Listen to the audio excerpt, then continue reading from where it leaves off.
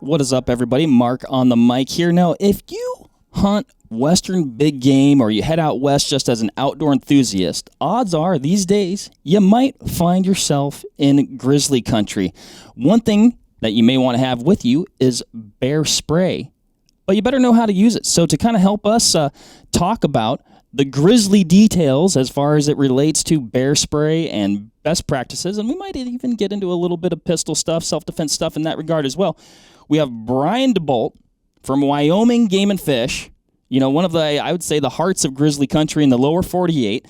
Brian is the large carnivore conflict coordinator. Did I get that right, Brian? That's correct. Yep, Mark, it is. So before we dive too deep into the subject matter here, maybe just for some background, if you could kind of tell the audience, who you are, what you're up to, and what you do at Wyoming Game and Fish. So, besides being a game warden, I am a certified peace officer in the state of Wyoming.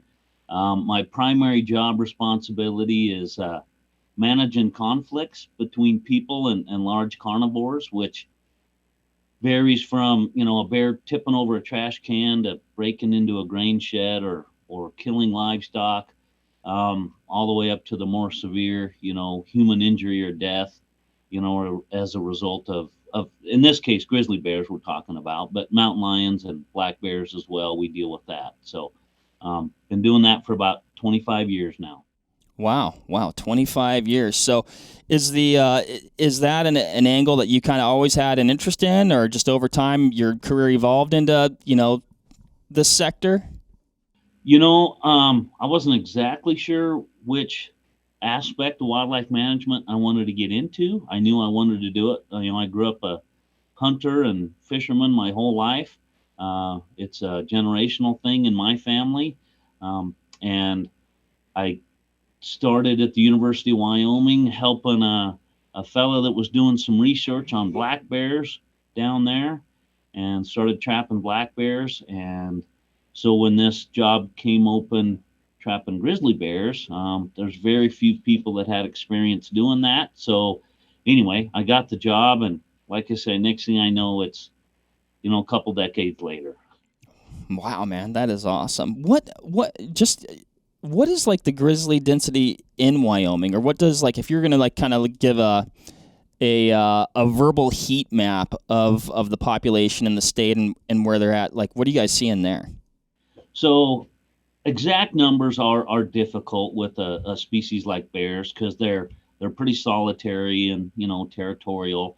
It's not like they group up in the winter and you can take a picture of them from an airplane and go back to the office and actually classify each cohort or whatever. So they're estimates for sure, but without getting into it too much, there's some of the best wildlife statisticians in the world that have worked on developing these population models. And so, very long story short, the grizzly bear density in Wyoming and in the Yellowstone ecosystem as a whole, which includes, Yellowstone, Idaho, Montana, Wyoming, and Grand Teton National Park, is very high. The overall number is just over 1,000 bears is what the estimate is, but it's extremely conservative. Every single parameter that goes into that population modeling is very conservative, and so the overall estimate itself is conservative. So a relative density, yes, is very high, and we're starting to see some of that density dependence go on with, we see, bear on bear mortality, bears killing bears and different things, and just, very high is the short answer to your question. Lots of bears in lots of places. Wow. And then, I guess ideally, now I'm sidetracking here because I'm just fascinated by the subject, but, and what would you say if, what would be like a comfortable, like a more comfortable density or distribution of bears? Like, I've heard like on the, on Baranof Island or the ABC Islands in Southeast Alaska, like you have like a really high density of like one bear per square mile. Like, and that may or may not be accurate. That's what I've heard. But like, I guess what is the range like that you like maybe should be seeing as far as that distribution? And like, is that about right? Is that comfortable for the bears, or is that too much, or like how many bears should be? I guess there. Yeah. So we definitely see there's a big seasonal shift in densities. Um, for example, the salmon runs in Alaska, you'll see a high concentration of bears because there's an abundant food resource and they tolerate each other in close proximity. We see the same thing as what's analogous over here in the West is we have these high mountain ranges above tree line, these rocky talus slopes, and the moths, they're army cutworm moths, the miller moths that bounce around your light shade. Anyway, they migrate up into the mountains up there, and they concentrate up in there by the millions. And the grizzly bears feed on those moths. They dig through those rocks, and again, they will have, on just one hillside on a mountain, very high elevation stuff, we'll have 30 bears together feeding on these moths. Well, anywhere from 15 to 50 bears, feeding on these moths because they're such a abundant protein and carbohydrate food source. And again, so that's analogous to the salmon runs in Alaska. But again, we'll see seasonal increases in concentration where the food sources are, whether it's like say army cutworm moths, or it's white bark pine, or a variety of different things. And there's areas where there's very few bears because there's just not a huge abundance of food to concentrate them in certain places. But we're basically maxed out. The bucket's full, and I guess I'm calling the bucket the Yellowstone ecosystem. It just can't support any more bears long term, and that's why we're seeing spill out of these bears into other areas, that are used for human uses, whether it's livestock production or hiking, recreating, hunting, whatever the case may be. We're seeing lots of bears in areas that they haven't been in 100 years. What kinds of, I guess, at least I would call it, like negative bear encounters are you seeing? When or how are interactions going south a little bit primarily? So that's a great question. So we as humans categorize, what a person was doing when they encounter an aggressive bear, and that's what we're worried about. But what happens when a person and a bear, have a negative interaction, where the bear's aggressive towards a person?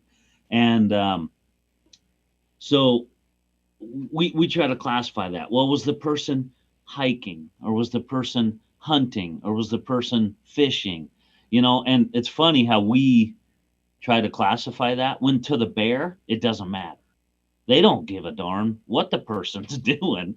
It's just, so in general, they're just hiking. You're just occupying the same place, that the bear is. And we're seeing, folks that are, gathering antlers, we call them horn hunters. The price of antlers has gone up quite a bit on the market.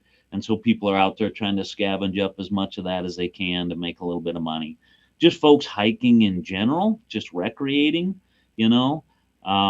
fishing, whatever the case may be. But they're just walking around out there in the woods, usually by themselves.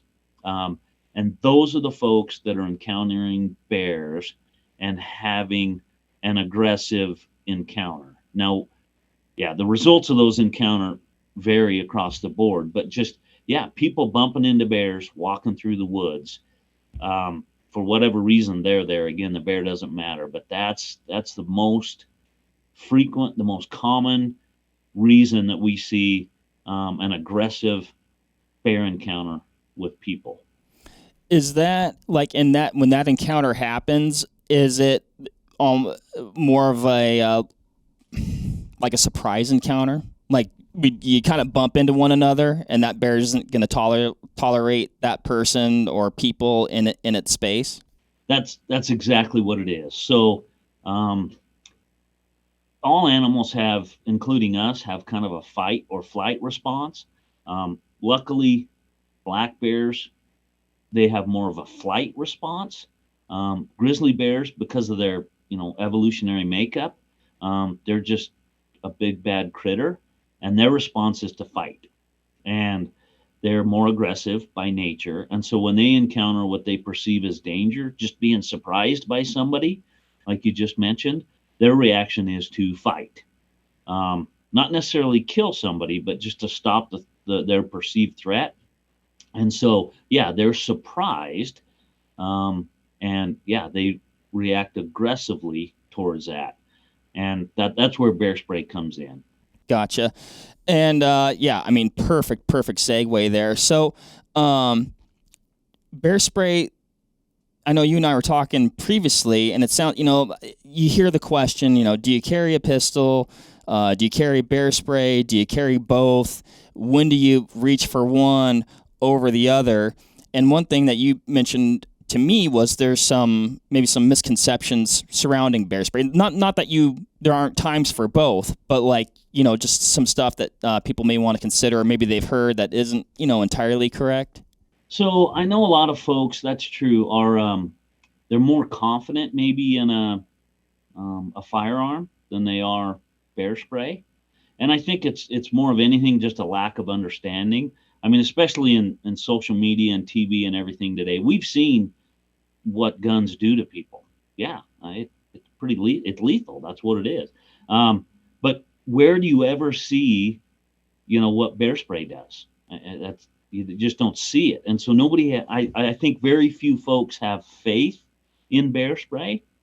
And so is what it really boils down to, though, is I don't look at it as bear spray versus guns. Both have advantages and disadvantages. And I think the misconceptions about bear spray, frankly, is folks don't fully understand what it does and how effective it really is. And so, yeah, we could easily talk about, the pros and cons of both either a firearm and bear spray. Yeah. So I guess what would you say are the pros of the spray then? So good things about bear spray are there's many. They're non-lethal, which is an advantage because at least in Wyoming, they're a federally protected species. And although you have every right to do absolutely whatever it takes, I mean, you could beat a bear to death with a rock if you have to, whatever it takes to protect yourself. But there still will be an investigation, a federal investigation. They just, we have to cover our bases, and the federal Fish and Wildlife Service agents have to, do a good investigation and make sure it was legal. So you can avoid that by spraying a bear. And but it's easy to use, it's easy to carry, it's lightweight. Even let's say children in your group, depending on their maturity level, you could allow them to carry bear spray. Someone who, friends or family that just don't like or are totally unfamiliar with firearms can carry bear spray. And again, it can be used, there's wind and different things that may affect it. Yes, absolutely. There's just as many environmental factors that will affect a bullet, honestly. But you don't have to be accurate with it. It's got a big shotgun pattern that kind of sprays out there. And again, it's extremely effective despite what many folks may think. And there's jokes out there about bear spray, just seasoning the bear and different things. But no, it works. It absolutely, it affects their mucous membranes, slams their eyes shut, makes it hard for them to breathe. They can't see. And if nothing else, it gives you these encounters, these aggressive encounters with grizzly bears happen in a split second. And if you can get some bear spray out, if nothing else, it will give you another second or two to react. You can incapacitate that bear for a very short time frame, and then you can decide what to do next. And whether that's go for a firearm, escape, flee, whatever. It gives you that time that honestly many bullets don't. So anyway, lots of advantages to bear spray. Again, there are some disadvantages for sure. Again, it could be affected by wind and a relatively short distance. It only sprays 30 to 40 feet. But most of these encounters happen within that distance anyway. It's not like you're waiting for a bear to get that close. They're gonna be that close, like say in a split second. And so that's irrelevant how far it'll spray. A lot and if a bear's on top of you, and that let's say that bear spray's still on your hip or on your chest or wherever your holster, you can still just spray it. Yeah, it's going to get you, but it's going to get the bear too. You can't do that with a gun. you know Another advantage to bear spray is if a bear is on top of somebody, and I can talk about multiple examples where let's say you're hiking with your friend or your spouse, and a bear is all of a sudden attacking somebody. You can't be flinging bullets at them, but you can dang sure spray them and get Gotcha. them off of there. Like I say, and then maybe transition to a firearm. Totally fine, whatever it takes. But and that's happened. There's multiple instances where we've seen that happen, where if a bear is physically on top of somebody, you can't be flinging bullets over there. There was a guy, a young man that was hunting with his uncle, and bear jumped on his uncle, and he shot to scare the bear off. Well, you know what? He shot and killed his uncle, is what happened. I have another, situation where two brothers were hunting here in Wyoming, and a bear jumped on one of them, and he was able to use bear spray. He had a gun with him, but he was able to use bear spray and get the bear off of him. But he sure couldn't be sending bullets down towards that bear. So those are definitely some advantages of bear spray for sure. Yeah, I mean, it definitely sounds like it gives you some additional options and some versatility there. That you otherwise might not have, and some really good things to think about. When, and maybe this is obvious. Maybe it's the most obvious question you could ask, but when should you use bear spray? You know what I mean? Like you might encounter a grizzly at fairly close range, but maybe it's not acting aggressively, or it's just kind of minding its own business. But do you just back out, walk away if there's no sort of, posturing or, I guess, anything that's leading you to believe that the bear, might charge or something like that? Or, do you hose it down, or like at what point do you, pop the top and go, yeah, we gotta hose this bear down? So, that's all dependent on the circumstances, of course. Yeah. There's no cookbook for that, but that's what's nice about bear spray is use it anytime. I mean, if the bear's 75 yards out there and he's just too close for your comfort, it might be hard to justify why you're flinging bullets over there, especially if he's not exactly coming at you. He's maybe turned sideways and walking away. But you can sure put a little blast of bear spray out there. And if the wind waffles over to him and it encourages him to leave, that'd be great. Or if he does, you can put out a little wall of that bear spray. It kind of lingers. It's oil based. It'll kind of linger out there in the air. And if he starts coming towards you and then gets a snoot full of that, and it'll make him go the other way, I guarantee. So huge advantage you can use it anytime. Absolutely. There is no, like I said, there's probably some sort of legal kind of fine line somewhere about when to use a firearm, when you're justified using deadly force. But with bear spray, there is none. I mean, you can use it anytime, you feel necessary, because again, it's a non-lethal tool. It's a deterrent. So I would say, again, don't waste it all. Use short bursts, and just put a little cloud out there. You can do it anytime you feel necessary. That'd be an advantage to bear spray for sure. This might be, you made me think of this, and this might be a do you think question, but, at least at press time that I'm aware of, we don't have any hunting seasons for grizzlies in the lower 48. Do you think that bear spray, when a bear gets sprayed, because of its behavior, that is a negative experience for the bear where they might be more inclined to avoid humans? Absolutely. Bears are smart. They are super smart. And, if they get close to somebody or, um, yeah, they just associate a human with a negative reaction like that, getting sprayed in the face, they're gonna remember that. It's no different than a skunk, maybe getting sprayed by a skunk, or something. They'll remember that negative encounter, and it's gonna have some lasting effects on them for the next day or two with that pepper spray in their face. And so I'm sure that it's gonna do, yeah, some learned behavior towards them. And cubs learn so much from their mother. If, let's say, a sow gets sprayed, um, and the next time she hears or sees or smells a human, and boom, she gets her cubs, squirted out of there, they're going to learn that's something to avoid. People are something to avoid. So, yeah, there's definitely the potential for, yeah, some learned behavior there for bears to avoid people. Yes. Where do you keep it? You're in the field, you're hunting, you're hiking.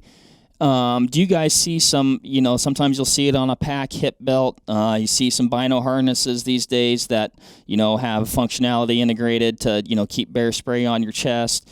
I guess where are there some spots where you guys are finding that it's the most optimal? And then maybe walk people through the process of deploying it a little bit. Yeah, that's very good. A huge important point. It's a life or death question of where you're carrying that. It's got to be readily accessible, and you have to know how to use it. Both of those things that you brought up are critical, because, like I say, these things happen in a split second. The gentleman that was actually mauled and killed by a bear in Montana this spring, he had bear spray in his backpack. It just doesn't do you any good. We do run into a lot of folks, and yeah, we have it, but it's in the backpack, or it's over here, or this or that. You have to have it readily accessible, immediately accessible, whether that's a chest holster or, yeah, on your belt somewhere. You can mount it to a walking stick, whatever the case may be, but it's got to be immediately accessible. And then secondly, yes, you have to know how to use it. So when you get a can, there's just a safety tab on the top, and it comes off real easy. You just pull that safety tab straight back, and it pops off. And I got a can with me here, but and then the trigger's just right on top, and it's really no different than if you can operate a can of spray paint, you can operate one of these bear spray cans. And we tell folks to aim just a little low. I like to just aim maybe towards their feet, because if a bear's coming at you,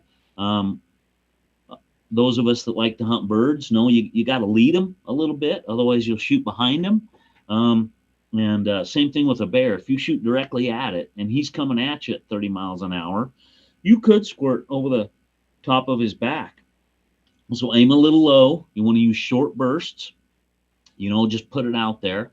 And yeah, getting the safety back on, of course, is the least important thing after the fact. You'll figure that out. But practice with your can about how to drop from your holster, pop that safety off, and then know where that trigger is. And again, you just want to aim low and short bursts. And that's the simple basics of it. Again, it's like shooting some wasp spray or something. It's pretty basic. Gotcha. We actually, we've got something that I think is pretty cool here. It's a inert training unit for bear spray. So something like you said, if you really wanted to practice in, and actually I'd let you speak to it because I haven't even used this yet. We just have it. But do you think this is like a cool training tool for somebody to practice with and get an idea of what that spray range and, maybe the kind of, I guess, for lack of a better word, the cloud that it might create? Is this a good training tool? It is. That's great. And the biggest thing, I have a whole case of it right here in my office, and we let all of our hunter education students spray it. and all of our folks that come, we hold bear safety workshops across the state. In fact, we had one last night, had about 30 folks spraying this inert spray to get practice. And even if anybody ever comes out west and wants to come hunting in Wyoming, come by any of our game and fish offices, and yeah, we'll let you play with a can. Absolutely. The most important thing is just learning how to get that safety off and exactly where the trigger sits. I mean, seeing where it sprays and how it sprays is important, but just the mechanics of operating the can is the most important thing. And yeah, we'd be glad to let you do that. So, yeah, that would be extremely important. Or get your own can of inert spray and give it a try. And yeah, that's very important to do. Yes, because it could be a life or death matter of getting that safety off. That's awesome. That's really cool that you guys have the ability to do that. One thing that you mentioned, offline when we were setting this up, which I I always think of bear spray within the context of like bears. I think oftentimes it says, or at least I just think of it as it's bear spray. That's what we call it. Some alternate uses though, like it doesn't just have to be bear spray. Maybe touch on that a little bit, Brian. The whole purpose of bear spray is obviously to be sprayed in the face of an aggressive bear. But there's other aggressive animals out there. Any mammal, it'll work on. I honestly, I'm just as afraid of a cow moose with a calf. When I'm wading through those willows that are 12 feet tall, bumping into her, as much as I am a grizzly bear. They are extremely aggressive and very protective of their young, but bear spray will work on them. It'll work on mountain lions. It'd work on a bison. Lots of aggressive critters that we have that are potentially deadly towards humans. It's got a wide, host of potential, I guess, animals that you could spray to protect yourself. Absolutely, yeah. Awesome. So, well, and we kind of, well, did I forget anything? Did I forget it? I was going to close it out, Brian, but is there anything else you want to add or anything that you've thought of as far as like, I don't know, other scenarios or studies that have been done on the subject, or just anything that pops into your head that maybe I missed on my end? Not really. I mean, I would like folks out there to, we see a lot of it around here. And I'll just flat tell you, and I have said this to people, I'm getting a little long in the tooth in my career, so I don't mind saying a few things. But when somebody says, yeah, well, I got my 44, that's my bear spray. I've investigated enough human injuries and human deaths as a result of a grizzly bear encounter where I know what I'm talking about. And I'll tell them, be sure and shave that front sight off real low. And they'll say something like, oh, yeah, so I can get it out of my holster faster. And I say, no. So when that bear takes it from you and shoves it up your hind end, it doesn't hurt so bad. So, and that's the truth. You can carry whatever you want, and you can do absolutely anything it takes to protect yourself or somebody else with an aggressive bear. But to not carry bear spray in grizzly bear country is absolutely foolish, I think. Again, you can do whatever it takes, and you may or may not in an encounter have the ability to use it. Okay, I'm not saying that. Yeah, and we've had folks that have carried both a bear spray and a firearm, and just for example, they got the bear spray on their left because they have a firearm on their right, and they're right-handed. So they happened to get their pistol out first, and they were able to protect themselves, and that's all that matters. So just because you have bear spray doesn't mean you have to use it. But again, there are so many circumstances where I just cited like one of them where a firearm will not be applicable. It just won't work. But bear spray would. And so it's better to carry it and not need it, or even if you don't use it, than to just not even have it at all. Like say you can carry whatever you want, but I think it's pretty foolish, and I don't care how big and tough a person thinks they are or how good of a shot they think they are. It's foolish to not carry bear spray. Of all these encounters, we're looking at about a 12% when people use firearms, in my experience, about a 12% hit rate with firearm. So that's just, it's less than 2 out of 10 shots. Okay. You're flinging 10 shots at a bear and you're hitting it less than twice. Not very good. Okay. And the chances are, if you do hit a bear, you're just going to make it mad. And even if it's a fatal shot and they live for the next 6 to 7 seconds, you realize the damage that they can do to a human in 6 or 7 seconds. So, yeah, I mean, I love firearms. I'm adamant. I practice.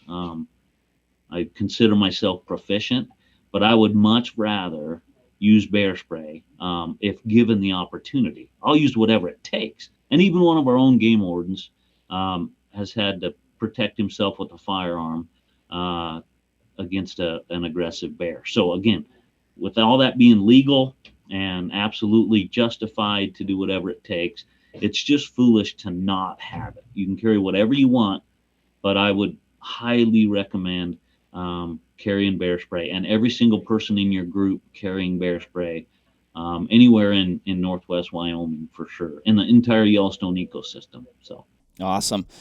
Well, I guess, and I think you really capped it off there with, what I was thinking, which was really just almost even the opening question. It's like, gun or bear spray or both.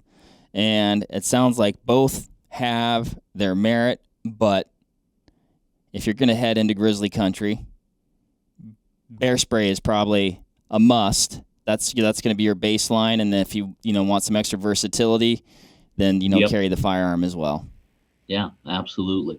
And if you do carry a firearm, not to get into any debate whatsoever, but the caliber, totally, pretty much irrelevant. I mean, you carry a gun that you're comfortable with, that you feel proficient with, that's not going to weigh you down. A bigger caliber is better, absolutely. But yeah, the whole caliber debate to me is fruitless. It's all shot placement. Like I say, when you're only hitting 1 to 2 out of 10, that shot placement is what's important. So high capacity magazine, large caliber is better, but a gun that you feel comfortable with. You just know. You try guns and this one just doesn't feel right. It's just not right. It's cumbersome, whatever. You can't hit anything. Get a different one if that's the one you're going to carry in bear country. So, yeah, just know how to use it. And again, carry it accessible. So, but the caliber debate to me is kind of fruitless. So. Well, I'll just let you know, we do a lot of talks on cartridges here, and although that might be fruitless, it will still continue to be debated hotly and all the time. But Brian, man, thank you so much for visiting up with us and giving us all this great information and just some of the stories and context and scenario-based stuff. I think it really paints a solid picture for people as they think about these two options, as they head into bear country, as they head into fall. We got archery elk season that'll be here before we know it, at least at the press time when we're recording this right now. But Right. man, tons of great info. Thank you so much, and hopefully it'll help people make, be safer in the woods, which is that's the goal. Yep, that's what we want, folks, just to have fun and be safe. Awesome. All right, everybody. Well, thank you for listening. I know I learned a lot and made me think about some new things in regards to bear spray and bear country. Thank you, Brian, again. And if you have any additional questions or want to hear more on this topic, comment below, hit us up on social, let us know, and we'll see what we can do. Until then, we'll catch you on the next one. Thanks again, everybody, for listening. Talk to you later.